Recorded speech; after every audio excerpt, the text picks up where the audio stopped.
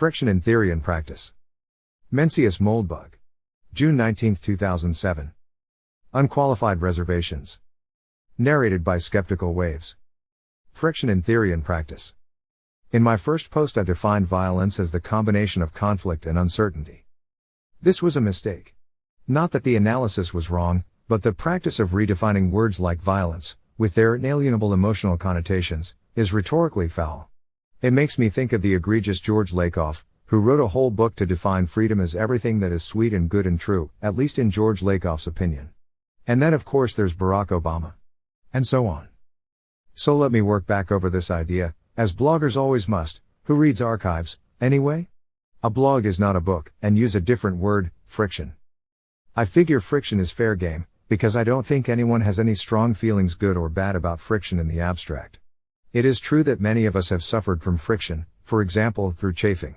On the other hand, it makes our brakes work and keeps us from falling on our asses, and the prospect of eradicating it from the earth seems both improbable and unappealing. Therefore we can, I hope, regard it with some small calm. Conflict exists whenever two men, or women, want the same thing, but only one can have it. Economists call this a scarce resource. Scarce resources are everywhere. My car, for example, is a scarce resource. Uncertainty exists whenever it is difficult to predict the outcome of a conflict. For example, you might want my car. This is only because you haven't seen it, but it has an ignition lock and I have the title, and the full military power of the United States is on my side. This is only because it doesn't know me, so it's easy for both of us to predict that your chance of obtaining my car without my consent is quite small. But if we lived in, say, Gaza City, things might be different. For example, suppose you were an adherent of the People's Front of Gaza, an extremist terrorist gang, whereas I paid dues only to the peaceful, moderate and democratic Gazan Popular Front.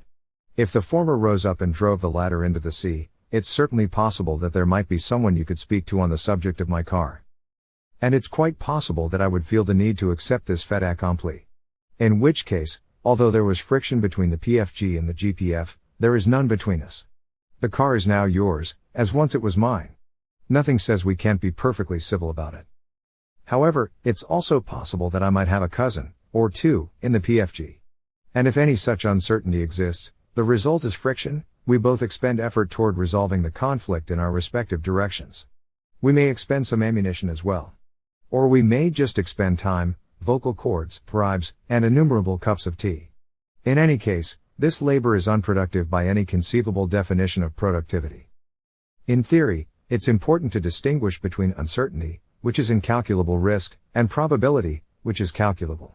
For example, if both of us could agree on a probability of the car's eventual disposition, let's say 70% for me, 30% for you, we'd find it easy to compromise. 30% of a car is not so useful, but we could agree to have it appraised and I could give you 30% of the market price. Of course, this would be a contribution to the victorious people of Gaza, not a mere bribe, kickback or shakedown. But calculable probabilities are pretty rare in practice. Prediction markets can help with this, but bear in mind that a market price is just an average opinion, not a magic 8-ball. Nonetheless, I always wonder why some brave soul hasn't set up prediction markets for judicial decisions. In a frictional conflict, both sides may estimate a probability. But since uncertainty exists, there is no reason for their calculations to match, and so no reason for their respective estimates of success to sum to 100%. It's only human nature to overstate one's own chances. And in conflicts between organizations, such as states, companies, or even people's fronts, it is almost inevitable. So the joint expected value can be, and typically is, 150%, 180%, etc., leaving a lot of room for noble sacrifice. Note that this is a very different theory of violence than the prevailing progressive idealist or ultra-Calvinist view, which of course is basically Christian, and attributes all violence and other bad behavior to the fact that not everyone is Christian enough. Of course our ultra-Calvinists generally do not put it this way, being not Christians but crypto-Christians. But violence in the philosophy of the New York Times, Obama, Lakoff and the like seems to always be the result of one of three things: A. Violations of the Golden Rule, i.e., the cycle of violence theory. B. Justified violence, a natural response to poverty etc., as in Obama's quiet riot theory, I bring not peace, but a sword. And C. Any other psychological aberrations, inexplicable failures to be enlightened, and other forms of medieval ignorance, all of which would vanish at once if we could just get an NPR station in Gaza City. The point of the friction model is that friction is rational. Therefore, it cannot be eradicated by missionaries, no matter how many Bibles they have discarded. In terms of its intellectual parentage, or, as doubters may prefer, pathology, the frictional model of violence is best seen as a case of Misesian praxeology, falling in Rothbard's categories B2B, C and D, basically, politics, war and game theory. It's important to note that praxeology does not assume rationality in the dumbed-down homo economicus form sometimes peddled by university economists. It does not attempt to construct any objective definition of utility.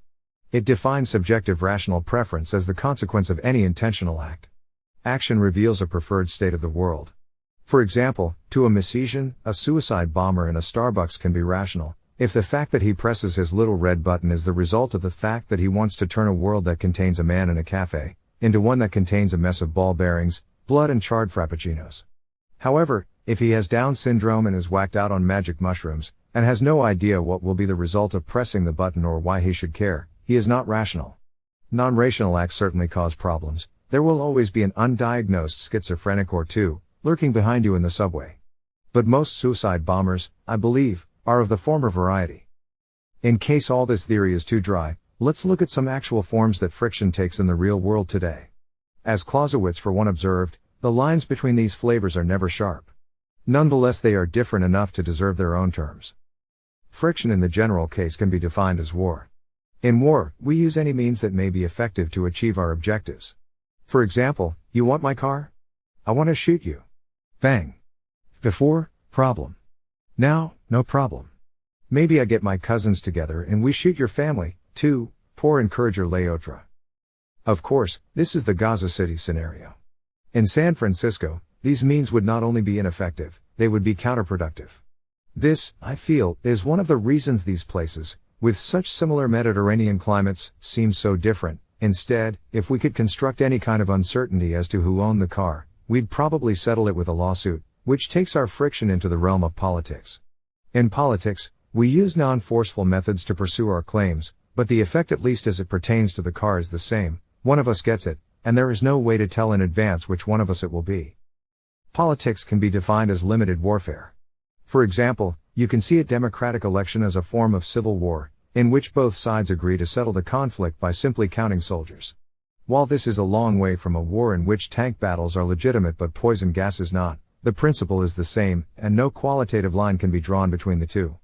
You cannot separate force from non-force, militants from civilians, etc., etc. It would be iconoclastic of me to stand up for poison gas, but this would be taking il gran rifiuto slightly too far. While arms limitation is not my favorite mechanism for controlling friction, I prefer the rule of law. It certainly works, and there is much to be said for it. The trick is making sure that there is no incentive to escalate.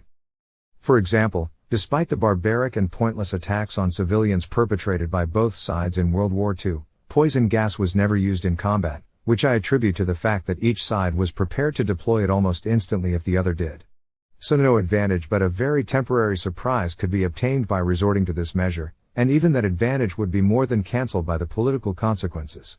The story may be apocryphal, but apparently chemical warfare was almost initiated as a result of German interceptions of American signals ordering vast quantities of gas, i.e., of course, petrol, to North Africa.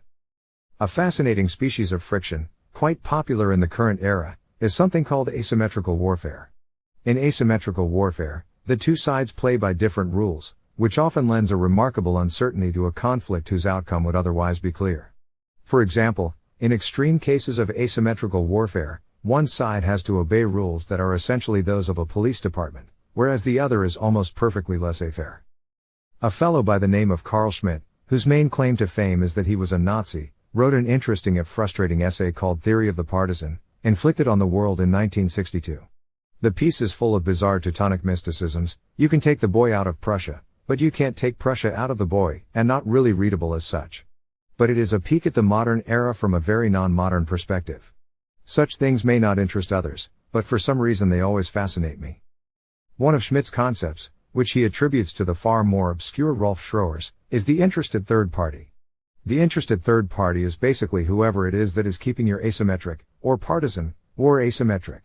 In other words, it is the political ally of the weaker, laissez-faire force, which ensures that its escalations are not rewarded with corresponding counter-escalations which would nullify the advantages they provide. This is such a sensitive topic. Notice that I'm not mentioning any examples, not that I fear the subject, but it deserves its own post, that even the word ally is contentious. When most people think of an alliance, they think of two sides openly and knowingly cooperating to implement one vision of a result, like the US and Britain in World War II, or two sides agreeing on a limited set of interests, like the US and Russia in World War II. As Churchill said in 1941, if Hitler invaded hell, I would make at least a favorable reference to the devil in the House of Commons.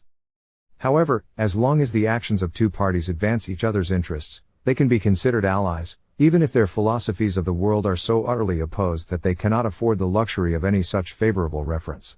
The enemy of your enemy is your friend, and the same goes for the political opponent of your enemy, the enemy of your political opponent, etc., etc. Perhaps we can venture a neologism and define this kind of hands-off alliance as a paralliance. Partners in a paralliance will often cooperate quite unconsciously, without any institutional realization that their success is due to their odd bedfellow. Another flavor of friction is, of course, crime. The distinguishing feature of crime is that it has no vision of establishing a monopoly of power. Unlike politics and war, it does not aspire to create a new status quo in which it is the dominant order. Instead, it is opportunistic and local. However, it is quite good at reappropriating vehicles, livestock, and other movables. Again, there are no clear lines between any two forms of friction, and crime is often indistinguishable from guerrilla warfare. Many criminals in many societies have thought of themselves as quasi-warriors. In an ideal society, all crime would be committed by psychopaths, i.e., people with no objective theory of right and wrong, but this has seldom been the case. When crime is motivated by political aspirations, let's call it paracrime. As with its cousin, asymmetric warfare, paracrime generally cannot exist without an interested third party, which shields it from the repressive, escalating response that its political opponents would otherwise inflict. This situation bears some resemblance to what the late Sam Francis described as anarcho-tyranny, although I'm not sure Francis had a very clear conception of the forces that create and stabilize this species of paralliance. Although I share his admiration for James Burnham, and am sympathetic to many of his diagnoses, I find few if any of Francis's prescriptions to be of any use. Finally, the last important form of friction is pure tyranny, that is, repressive government in the vein of Stalin, Mao, Kim Jong-il, the wartime Third Reich, etc. This is sometimes called totalitarian government, though I think that term, strictly on the basis of its linguistic roots, should be extended to any state which exercises legislative omnipotence, or omnipotence with a few carved-out exceptions as with a Bill of Rights. Tyranny is often misunderstood, which is not surprising, as few of us have lived in tyrannical states. Even the Soviet Union of Khrushchev and Brezhnev is far closer to present-day Western forms of government than to the murderous system of Stalin. A common error, for example made by Ayn Rand, is to identify tyranny and monarchy, which in fact are quite unrelated political forms. All they share is the coincidence of personal rule. We may not all know it, but we'd almost all rather live under the autocratic and absolutist czars than under Stalin. In my opinion, tyranny is best seen as a sort of static civil war. The tyrant's office differs from the monarch's in that the latter's legitimacy is assured by law, whereas the former's is a matter of personal power and prestige. Every servant of a tyrant is a potential usurper. The military tyranny of the late Roman Empire, in which no emperor was safe from his own bodyguard, is an excellent example. Tyrants may repress their subjects out of sadism. It is certainly easy for them to acquire this taste. But they also do so out of necessity, because if they relax their grip for a minute they will be overthrown. Stalin had excellent rational reasons for purging the old Bolsheviks, as Hitler did for purging the SA. A tyrant cannot allow any center of opposition to develop. Tyranny, in other words, is essentially informal and unstable. At least in the modern era, they tend to evolve into juntas, which tend to evolve into oligarchies, which tend to evolve into democracies. The paths of Russia and China after communism are good examples. With each of these steps, legitimacy and internal security increase, and the state becomes stronger and harder to overthrow. Unless Gaza is your idea of fun, a strong and secure state is a good thing. Perhaps the principal error of modern libertarians is their failure to distinguish between weak government and small government. My ideal government is extremely small, extremely efficient, and extremely strong. Its authority cannot be challenged. It does not repress its citizens not because it is physically incapable of repression, but because repression is, far from being in its interests, directly opposed to them. But this too is a separate post. In future posts I'll look more at some of these forms of friction, and ways to resolve them.